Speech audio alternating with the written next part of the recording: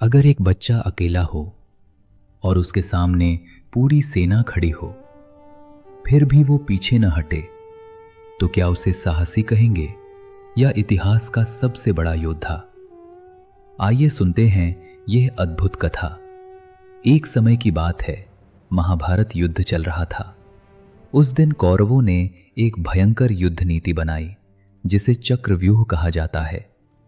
इस चक्रव्यूह को तोड़ना बहुत कठिन था और उसमें प्रवेश करना तो संभव था, लेकिन बाहर निकलना लगभग असंभव माना जाता था।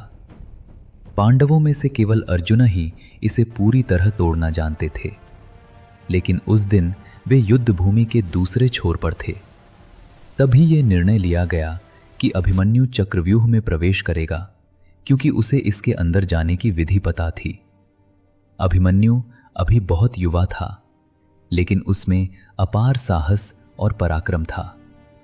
वह बिना डरे चक्रव्यूह में प्रवेश कर गया और उसके पीछे पीछे अन्य पांडव सैनिक भी जाने वाले थे। लेकिन जयद्रथ ने उन्हें रोक लिया, जिससे अभिमन्यु अकेला अंदर फंस गया। अंदर पहुंचकर अभिमन्यु ने अकेले ही कौरव सेना के कई महारथियों का सामना किया।